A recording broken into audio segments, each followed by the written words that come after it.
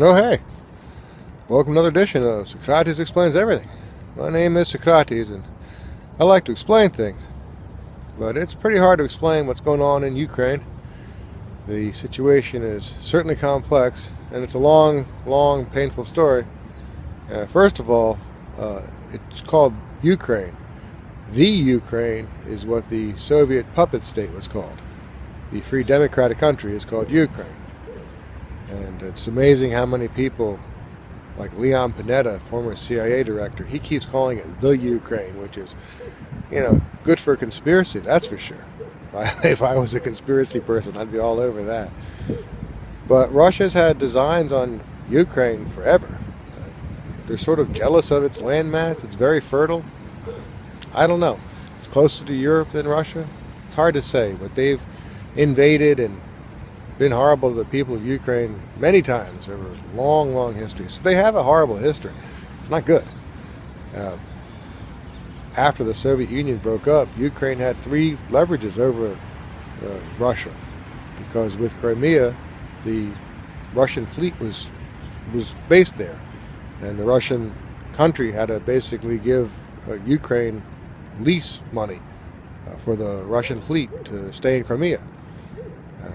Ukraine had Ukraine had the largest, or one of the largest, nuclear arsenals after the Soviet Union broke up, because the Soviet Unions had housed so many of their nuclear weapons in Ukraine. And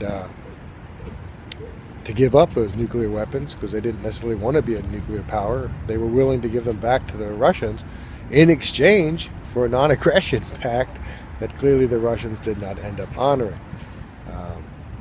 Part of the reason, this whole thing is just insane is that there were treaties signed. The third one is the fact that the oil transfer lines go through Ukraine, and they had to pay. Russia paid significant fees to Ukraine every year for those oil transit fees. That's one of the reasons they built the Nord Stream 1 and now Nord Stream 2 pipelines, is to go around Ukraine and cut them off from valuable funds.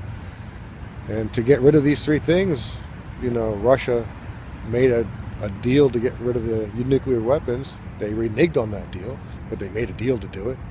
They invaded Crimea to not have to have the leverage of the warm water port. And the Nord Stream 2 went around the oil transfer fees going through the country. And that doesn't seem to be enough, so they decided to not only had they been invading since, I think, 2014, before Trump, they invaded and took over the eastern section of the country, the Donbass. And purely by saying people were Russian speakers there, and it's a very shared history. So of course there's Russian speakers there. It doesn't mean it's your country. And so they'd already taken a piece off on the East Coast, and why Putin decided to try to invade the entire nation is insane, really. It's militarily difficult. It's a very large country, and they had already stolen a piece of it. You would have thought they would have just tried to consolidate that chunk. Russians are saying that NATO, that Ukrainian advancement into NATO is about a problem. But the fact that they had already put the Donbass region under conflict, under occupation, you can't join NATO if you're under occupation, because an attack on one is an attack on all. So if you're in NATO and your land is invaded, well, then NATO is basically thrust into war. So you can't join NATO while you're under invasion. So the whole Donbass invasion of 2014 pretty much made it impossible for Ukraine to join NATO in the first place. And in the end, what's happened? Russia's pushed Ukraine much closer to the West. Obviously, there's no friendship coming from Russia. There's no safety from Russia. So anyone who's nearby is now much more desperate to be part of the EU and part of NATO. So the entire concept has backfired. It was very poorly thought out, I think. It's possible Putin's gone crazy. Maybe he had COVID and it hurt his brain. I don't know. But they're talking about Sweden and Finland, both of which are seeking closer ties with the West.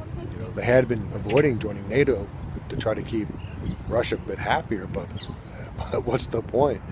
I mean, Russia's talking about nuclear exchange.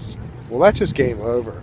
Nobody survives a nuclear attack. It's not going to be good for anybody. The world economy will collapse, and the environment's not in a place to have nuclear attacks on it. Although who knows? Maybe it'd be better for the global warming with a bit of nuclear winter. I think it's a horrible thing to contemplate, but I've come to a place where a former stand-up comedian is leading a country heroically, and resistance has been established in Ukraine. The people are just as proud and strong as Russians. A lot of them are Russians, and this is pretty obviously a big mistake on the part of Vladimir Putin. Modern weapons make it very difficult to drive around in a big vehicle. I mean, you have to basically be willing to murder everybody. Either with nuclear or the thermobaric weapons, etc. You have to lay the area to waste, and it's got blowback at the very least. So hopefully this will help push the West off fossil fuels, because there's just no reason to be using them. I'd love to see us suck the carbon out of the atmosphere and use that for fuel. I don't know what Russia's possible end game here is besides simply stopping. I feel bad for everybody that's being destroyed in it.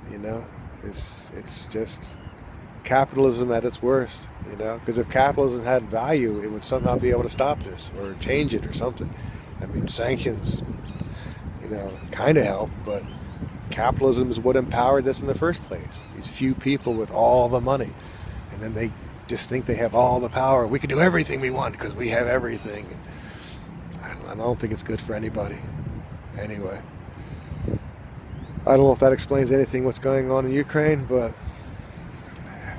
I'm a stand-up comedian who's sitting in the park at the moment. So, but I got shows coming up this week. Check it out on Facebook. I don't know what else to say. Good luck to Ukraine. Support them if you can. I don't know how else I can support them. I made a little vlog, so. Russia. The American in Europe. It's not good. It's not good.